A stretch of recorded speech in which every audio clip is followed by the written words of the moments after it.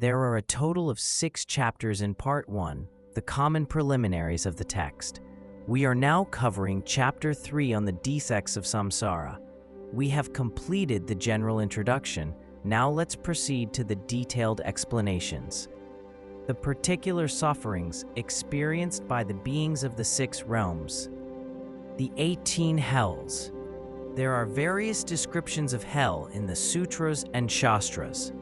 For example, the treatise on the foundation for yoga practitioners in the 4th volume lists 8 hot hells, each surrounded by 16 smaller hells, totaling 136 hells.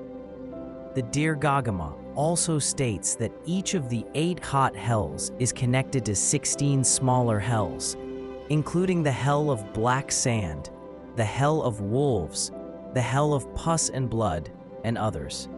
The Akataragama Sutra and the treatise on the great perfection of wisdom also enumerate 8 hot hells, but the names and corresponding sufferings vary significantly.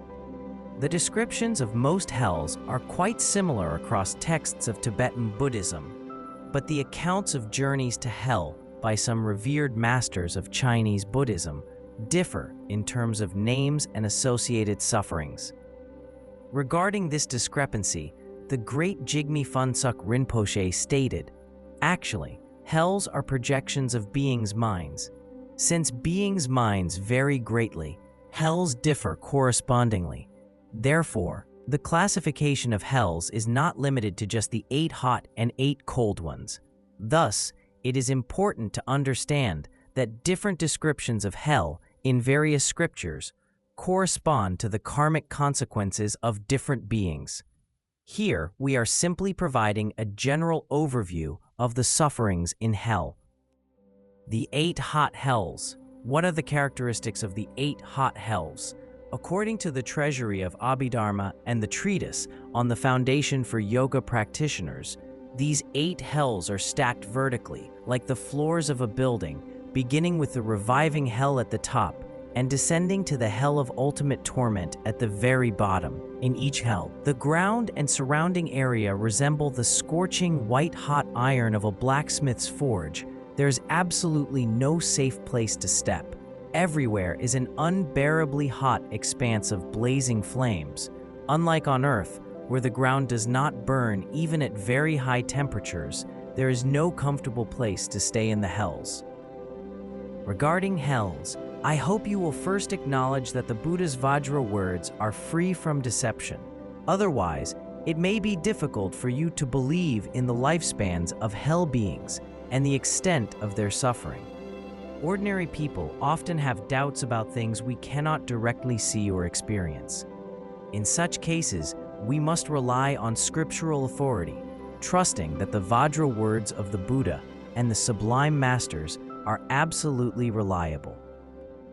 Even though our spiritual wisdom has not matured enough for us to directly perceive hells, or we cannot physically visit hell to experience the suffering, or even if we experienced hells in previous lives but do not remember them in this life, we should still have conviction that the teachings on hells are completely credible. Having such faith and trust is very important. Take a kindergarten child, for example. When his teacher describes how dreadful a prison is, due to his lack of life experience, the child may think it is just a folktale. He may not be able to comprehend that people who break the law can be sentenced to death or life imprisonment. Recently, a person told me that he once broke the law and was imprisoned. According to him, the prison was foul-smelling. More than 30 prisoners were crammed into one cell, and their waste was left beside them for days. They were not fed for 3 or 4 days, making the situation extremely unbearable. A few days later, they were taken outside and beaten one by one. Although they were badly injured, they felt somewhat relieved because they could at least breathe fresh air outside. The prison cell was stifling, with only a small opening in the door for ventilation and light. Consequently, everyone wanted to occupy the spot closest to the door, leading to brutal fights among cellmates over that coveted position. creating a horrifying scene. Additionally, a man in his 70s once recounted the excruciating suffering he endured in prison during the 1950s.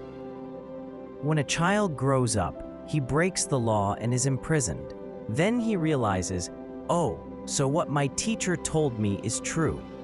In the same way, we are currently quite narrow-minded, making it difficult for us to fully grasp the suffering in hell as described in the sutras or taught by eminent masters. We also find the duration of suffering for hell beings to be unfathomable. However, accounts of hell are absolutely true, and once a person truly experiences hell, it will be too late to regret their actions. Therefore, by meditating on the sufferings of samsara, we should develop a sense of horror toward hell. We will then vow never to commit negative actions, as it would be dreadful to end up in hell. Such a determination must arise through practice. Many people pursue Dharma solely for the sake of health, wealth, or promotions. Few study Dharma to avoid rebirth in hell. Especially some Buddhists pay lip service to the existence of hell. But are they truly afraid of it? This may require careful reflection. Practitioners and eminent masters of the older generation were so fearful of falling into hell that they contemplated it day and night. As some of you senior Dharma fellows may recall, the great Jigme Phuntsok Rinpoche often mentioned that he sometimes struggled to fall asleep at night out of fear of the possibility of ending up in hell. Many of us are not like this. We often lose sleep over trivial matters such as food or accommodation, rarely out of fear of descending into lower realms. This indicates that while we may talk about believing in the law of karma, we have not yet fully developed unwavering conviction. Therefore, we still need to make sincere efforts in this regard. The reviving hell. Here, on the glowing metal ground covered with burning embers, countless beings, as numerous as snowflakes in a blizzard, are drawn together by the force of their karma. Their causal actions, driven by hatred, produce results equal in status to their causes. This makes them perceive one another as sworn enemies, igniting a relentless conflict among them. These hell beings do not require an arsenal of weapons, nor do they need a truck to deliver them.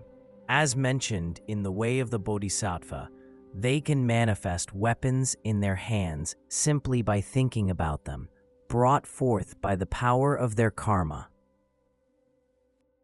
Wielding inconceivable weapons, a phantom armory forged by their karma, they battle until none are left alive. It would be acceptable if they perished after their death. However, the reality is not so simple. At that moment, a voice from the sky commands, "Revive." Instantly, they return to life and resume fighting, enduring cycles of suffering as they repeatedly die and are revived. It is stated in some sutras that beings in hell undergo 10,000 births and 10,000 deaths within a single day and night. In comparison, we humans are incredibly fortunate as we do not have to endure this harrowing cycle within 24 hours. When a person commits suicide out of great pain, the pain is temporarily alleviated upon death.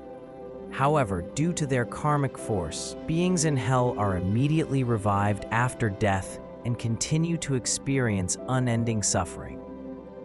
What causes such outcomes? Primarily, it is due to negative actions such as breaking vows and killing. Additionally, according to the Sutra of Individual Liberation, if minor offenses of misdeeds are not properly repented, they will ultimately lead to rebirth in the reviving hell. How long do they remain in that realm? In the God realm of the four great kings, 50 human years are equivalent to a single day. 30 of these days make a month, and 12 months constitute a year. 500 such years equal one day in the reviving hell, where 12 months, each consisting of 30 days, comprise a year. They endure suffering there for 500 of those years. If measured by human time, That amounts to 1.62 trillion years. Such a long duration is beyond our imagination. While it may be difficult for some to accept, we must believe it. Otherwise, as Chogmi Rinpoche states in Aspiration to be Reborn in the Pure Realm of Sukhavati, when told of virtue's good, the harms of evil, and sufferings and lifespans in the hells, to think that they are not true but are just tales is graver karma than the heinous acts, so I confess inevitable bad karmas. Thus, if we consider the suffering and lifespans in the hells to be falsehoods, we must sincerely confess this fault. The Black Line Hell. Here, Yama's henchmen lay their victims on a ground of burning metal like so many firebrands. They mark the victims' bodies with black lines, 4, 8, 16, 32, and so on, serving as guides for cutting them apart with burning saws. Once the bodies are severed into pieces, they miraculously become whole again, only to be hacked apart and chopped up repeatedly. If a human body is cut in half at the waist, it cannot immediately become whole again. However, sentient beings possess unimaginable karmic forces. For instance, when an earthworm is split in two, one half, the one with the brain, typically grows into a complete worm. Beings in the Black Line Hell have similar experiences due to their karma. What leads to rebirth in the Black Line Hell? The Sutra of the Six Realms of Samsara states that harming and deceiving parents, family, friends, and followers results in rebirth in the Black Line Hell. Upon closer examination, we may realize that we have committed many such negative actions that could lead to rebirth in this hell. If we fail to confess now, we can only imagine what awaits us after death. Therefore, we should ensure that we confess our misdeeds whenever we have the opportunity. In terms of their lifespan in that realm, 1 day for the gods in the heaven of the 33 is equivalent to 100 human years, while 1,000 years in that heaven equates to just 1 day in the Black Line Hell. Measured by this scale, beings in this hell endure a lifespan of 1,000 years. If measured in human time, it would amount to over 12 trillion years. Beings in this hell take an extraordinarily long time to fully exhaust their karmas if no deliverance is performed for them. However, if someone performs deliverance for them, they may quickly attain liberation. In her journey to hells, Dakini Lingsa Choki noted that when she visited the hells and recited the mantra of Avalokiteshvara, some beings experienced less suffering, some left the hells, and some were even reborn directly into the land of great bliss. She also observed that when someone offered deliverance services for the deceased, for example, when children requested the Sangha to recite the mantra of Avalokiteshvara for their departed parents, even if the deceased continued to suffer in hell, their karmic effects would immediately be reduced. As a result, they may regain a human rebirth or even attain direct rebirth in the Pure Land. There are various possible outcomes. Therefore, when our parents, family, and friends pass away, we should, whenever possible, provide the names of the deceased to the Sangha and request recitation services for them. Of course, how much you offer for the service is entirely up to you. Someone tried to bargain with the Sangha members at a monastery, saying, "I am paying you Chinese yuan 1,000, so can you recite the mantra 1 million times? Maybe you could give me a discount." Others even remarked, "So-and-so temple charges less for 100 million repetitions of the Mani mantra. I will send my money there instead." They adopt a business mindset, but it is important to note that cheaper does not necessarily equate to better service. In fact, as long as you wish to request a recitation service for the deceased, after receiving guidance on which prayers or rituals to recite through divination or analysis, you may offer a donation to the Sangha as you see fit, as long as there is no sense of stinginess. This will suffice. Alternatively, if possible, you may invite the Sangha to perform deliverance for all beings in the 6 realms, especially those in hell, hoping they can soon experience less suffering. Holding such an aspiration in mind will make your Dharma activity more effective and help you accumulate more merit. Compared to the sufferings experienced by beings in hell, those faced by us humans are truly insignificant. The great Jigme Phuntsok Rinpoche often quoted a teaching from Mipam Rinpoche, stating, "If a spark were to fall on you, you would feel unimaginable pain. How then could you endure being placed on scorching metal and engulfed in the intense flames of hell in the future?" Sometimes we feel miserable if we do not eat all day or when the weather is too hot. But compared to hell, the human world is almost a paradise. A person recently complained to me, "I suffer so much, I feel like I'm living in hell. It would be better if I died and fell into hell sooner." Such a statement indicates he does not believe in the law of karma at all.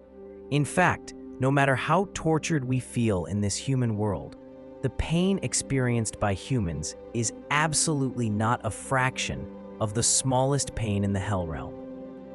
Letter to a friend says, "For one whole day on earth, 300 darts might strike you hard and cause you grievous pain, but that could never match a fraction of the smallest pain in hell." If you believe in cause and effect, you should understand that although samsara is full of suffering and there is little happiness in the human realm, compared to hell beings, hungry ghosts, and animals, humans experience more joy and less suffering. This afternoon, while I was reading, my body was in great pain. Later, I reminded myself that the pain of sickness I felt was nothing compared to the suffering that hell beings endure. At this very moment, millions of hell beings are experiencing excruciating torment. Therefore, we should always dedicate our merit to all these beings, regardless of whether we are in pain or joy. The rounding up and crushing hell. In this hell, countless beings are cast into iron mortars as vast as the entire valley. The henchmen of Yama, the Lord of Death, wield massive hammers of red-hot metal as colossal as Mount Meru, swinging them before mercilessly crushing their victims. All beings weep and wail as they die in unimaginable agony, experiencing the pain of their breath dissipating and an overwhelming state of terror. Yet, as soon as the hammers are lifted, they are revived only to endure the same horrifying torment repeatedly. In this hell, beings endure constant suffering day and night with no time for meals or breaks. There is nothing I can do if you do not believe this, but if you do believe it, you should ask yourself, do I want to be such a being in hell in my future life? At times, the mountains surrounding the valley transform into the heads of stags, deer, goats, rams, and other animals that the hell beings had killed in their previous lives. The heads of these animals clash violently, their horns emitting flames, while the countless hell beings drawn there by their karma are crushed to death in the chaos. Yet, as the mountains pull apart, the beings are revived, only to be crushed again in an endless cycle. What causes rebirth in the rounding up and crushing hell? The Sutra of the 6 Realms of Samsara states that those who kill pigs, sheep, rabbits, and other animals will be reborn in this hell. Therefore, we must be mindful of our body, speech, and mind, and refrain from misdeeds. There is a story in the Vinaya about a bhikkhu who could remember his past lives. He recalled suffering in hells for the past 500 lifetimes. Whenever he remembered scenes from his past, he would be so terrified that all his pores bled, dyeing his monastic robes red. In response, the Buddha exempted him and other bhikkhus like him from wearing single-colored robes. The bhikkhu could then wear multicolored monastic robes. He also had to bathe several times a day. Otherwise, his body and clothes would be covered in blood, preventing him from living normally. Later, this bhikkhu practiced diligently and eventually attained arhathood. If we remembered the sufferings we experienced in hells or directly witnessed them through clairvoyance, we would not waste our days. We would not intentionally commit misdeeds such as killing while fully aware of the consequences. It is because of our ignorance, not understanding rebirth, and not believing in the law of karma that we engage in many terrible wrongdoings without realizing it. If a person grows up in a Buddhist culture, such as Tibetan or Bhutanese, they will at least believe in the law of karma. In contrast, if a person grows up in an atheist culture, they may easily develop misconceptions about the existence of hells, viewing them as mere folk tales or fabricated stories. Therefore, when you hold such a misconception, you might ask yourself, should I trust my own fabricated thoughts? Hells do exist, as taught by the Buddha, the ultimate truth teller, and are validated by countless eminent masters. So why rely on the views of an ordinary person like myself who is mired in ignorance? It is better to be self-critical and self-reflective in this manner. 200 human years equal 1 day for the gods of the heaven without fighting. 2,000 years for those gods correspond to 1 day in the rounding up and crushing hell, where the hell beings live for 2,000 years. If measured in human time, this would amount to approximately 103 trillion years. The howling hell.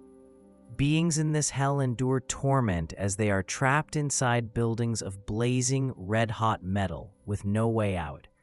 Their screams and cries echo with despair as they feel there is no hope of escape. What causes rebirth in the howling hell?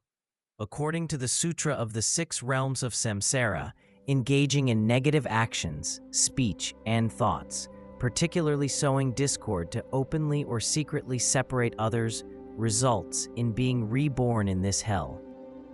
It is in fact very easy to commit such misdeeds, so we must sincerely confess. Otherwise, when considering the causes of rebirth in hell, we may feel hopeless, as most of us have committed far too many misdeeds. Therefore, to avoid rebirth in hell, we must make great efforts to confess as much as possible before our deaths. 400 human years correspond to 1 day in the joyous realm where the gods reside. 4,000 years in that God realm equal 1 day in the howling hell, where beings live for 4,000 years. If measured in human time, this would amount to about 83 quintillion years. The Great Howling Hell, a massive legion of Yama's henchmen, armed and menacing, forces countless victims into blazing metal enclosures with double walls. They mercilessly strike them with hammers and other weapons. The inner and outer doors are sealed with molten metal, and the hell beings scream in agony, realizing that even if they manage to escape through the first door, the second will remain an insurmountable barrier. The metal sheds have double walls in this hell, which differs somewhat from the buildings in the howling hell. Modern prisons might follow a similar rationale by placing individuals who commit more serious crimes in more horrific cells. Indeed, some individuals have relevant experiences that prove the true existence of hell. For example, Srona frequently visited hell through his clairvoyance, while the daughter of Vallabha, despite lacking clairvoyance, witnessed scenes of hell while alive due to his karmic influences. Those with special karma can indeed see or feel the hells. Here is a story from the Great Tang Dynasty record of the Western regions. A Brahmin was defeated by a monk named Bhadraruchi, friendly affection, in a debate. Enraged, he began to slander Mahayana Buddhism and belittle past sublime masters. Before he finished speaking, the ground cracked open, and he fell alive into the crevice. The very sight remains to this day. There is a similar story in the Dharma history by Shechen Gyaltsab. A geshe living near Lhasa, due to the karmas of his previous lives, greatly slandered the great perfection of Nyingma and smashed statues of Padmasambhava. Later, this geshe also fell alive into hell. According to the treasury of Abhidharma, there are indeed hells beneath the ground of Jambudvipa, starting with the reviving hells and extending downward to the hell of ultimate torment. When beings commit extremely severe negative actions, they can fall directly into a hell. As recorded in the sutras, when certain Indian Tirthikas with erroneous views committed great misdeeds, the ground split open and they fell into the hells. Many such occurrences have taken place. Many people today are skeptical about what is written in the sutras. It is only when there is scientific evidence or a witness's testimony that they begin to believe, even slightly. In fact, evidence-based belief is not the only approach, as the sutras do not state that everyone can see the hells. Recently, a lay practitioner, whom I believe has attained spiritual realization, told me we can all feel the sufferings of humans and animals mentioned in Buddhist scriptures. Even though we cannot directly see the sufferings of hungry ghosts and hell beings, they must exist because the Buddha said so. The Buddha described the sufferings in the human realm with such accuracy and provided detailed explanations of birth, old age, sickness, and death that even today, scientists and medical experts may not surpass the Buddha in the precision of their descriptions. An eminent master once said, "Science may not clearly distinguish between valid and invalid cognition, nor may it truly study the subcategories of mental states such as greed, anger, and more." Indeed, the Buddha accurately described the sufferings of humans with great depth. Thus, his descriptions of the sufferings of hell beings must also be accurate. Therefore, it's better for people to dispel their doubts about the existence of hells and become aware of the horrors within them. This awareness will motivate them to confess, purify their past misdeeds, and become true practitioners in the second half of their lives. I have heard that many Dharma practitioners have recently vowed to become true practitioners, and I believe their commitment is very necessary. After receiving teachings, we should apply them to transform our lives. Ordinary individuals must have committed misdeeds that could lead to rebirth in hell. And if we don't confess now, when will we be? So what leads to rebirth in the great howling hell? The Sutra of the 6 Realms of Samsara states that stealing goods belonging to the 3 jewels of the Buddha, the Dharma, and the Sangha can result in rebirth in this hell. Therefore, we must handle those belongings appropriately in our daily lives. 800 human years equals 1 day in the paradise of joyful magic. 8,000 years in this God realm correspond to 1 day in the great howling hell. The hell beings live for 8,000 years. If measured in human time, that would be approximately 663 quintillion years. The heating hell. In this hell realm, countless beings endure torment as they are boiled in enormous iron cauldrons, each as vast as the entire cosmos of 1 billion worlds, filled with molten bronze. Whenever they rise to the surface, some workers seize them with iron hooks and strike their heads with hammers, occasionally rendering them unconscious. For these beings, their only sense of relief, what they perceive as happiness, comes during these brief moments of unconsciousness when the pain subsides. Otherwise, they endure relentless and excruciating suffering. If a human is beaten until they faint, they will feel immense pain upon regaining consciousness, whereas a being in hell perceives the same situation as a rare moment of happiness. Then, what causes rebirth in the heating hell? The Sutra of the 6 Realms of Samsara states that those who set fire to mountains, forests, houses, grasslands, and even living beings will be reborn in this hell. 1,600 human years correspond to one day in the God realm, known as the emanations of others. 16,000 years in this God realm equal one day in the heating hell, where the hell beings endure for 16,000 of those years. If measured in human time, this would amount to approximately 5,308 quintillion years. The intense heating hell. The beings in this hell are confined within burning metal houses where Yama's henchmen torment them by impaling red-hot iron tridents through their heels and anuses, with the prongs piercing their shoulders and emerging from the tops of their heads. Simultaneously, their bodies are enveloped in searing sheets of metal. The agony they endure is unimaginable. What causes rebirth in the intense heating hell? The Sutra of the Six Realms of Samsara states, "Those who slander others without cause or out of resentment will fall into this hell." Beings in this hell have a lifespan of half an intermediate kalpa, a duration that is beyond measurement in human years. The hell of ultimate torment. This colossal structure of searing metal is encircled by the 16 neighboring hells.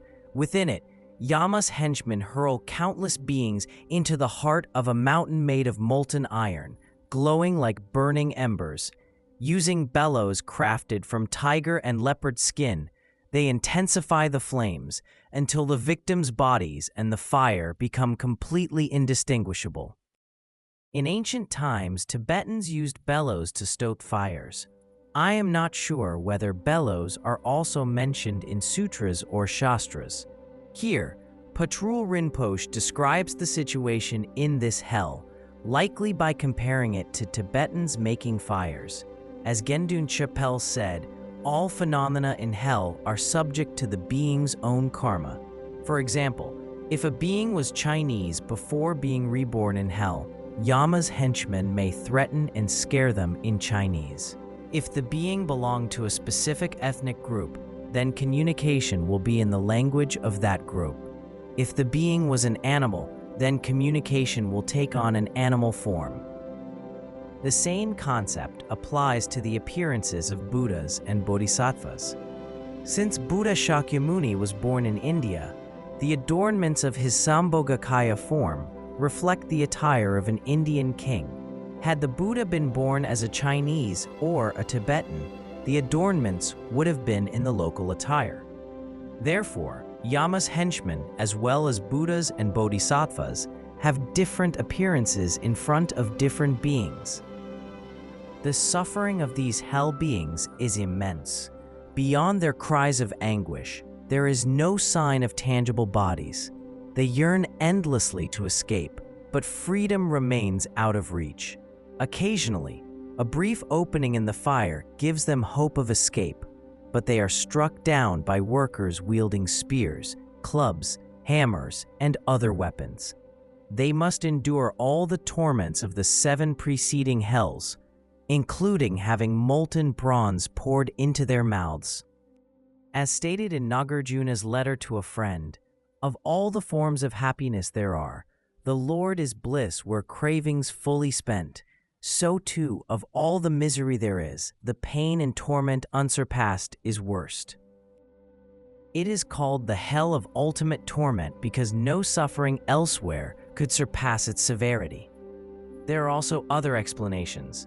First, it refers to the fact that the excruciating pain never ends, and the beings in this hell continuously experience it without interruption.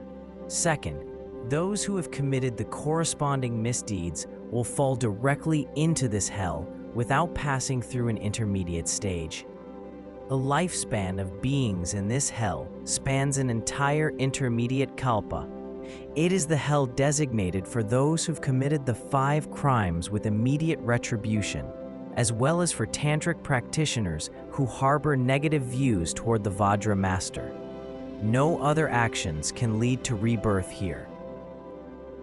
According to the Sutra of the 6 Realms of Samsara, Those who kill their parent or a teacher will be reborn in the hell of ultimate torments. Other Buddhist scriptures state that misdeeds, such as breaking the root samayas, holding grudges, and initiating conflicts against Vajra brothers and sisters, if not purified, are serious offenses akin to crimes with immediate retribution. It is very rare for a Buddhist to kill a parent or an arhat in this life. However, it is possible for a Buddhist to break the root samaya by engaging in other severe negative actions. For example, someone who has taken the tantric path may receive empowerment and Vajrayana teachings from one guru today and another guru on a different day, but in the end, this person slanders the Vajra gurus. Such an action is utterly appalling. In some cases, the issue arises from the guru, who may not be qualified to give Tantra transmissions and empowerments, but does so to achieve personal goals through deception. At times, however, the problem lies with the disciple. For instance, if the qualified teacher does not publicly praise him, or if he cannot accept the teacher's behavior due to his own deep-rooted misconceptions, the disciple may begin to slander the guru carelessly. Such a disciple not only develops incorrect views, but also influences others to form negative opinions about the teacher. As a result, unless he confesses sincerely, he will undoubtedly fall into the hell of ultimate torment in the next life. Therefore, it is quite easy to commit wrongdoings. If an individual does not confess them properly, the hell of ultimate torment is not far away. Recently, we studied the chapter on the impermanence of life. We never know if we will die in 100 years, 50 years, or even tomorrow. We are living a happy life today in the realm of humans, but whether we might fall into the hell of ultimate torment in a day or a month to experience infinite pains is hard to say. Therefore, we must always remain mindful and vigilant, doing our best to avoid misdeeds such as slandering and deceiving others while engaging in wholesome actions as much as possible.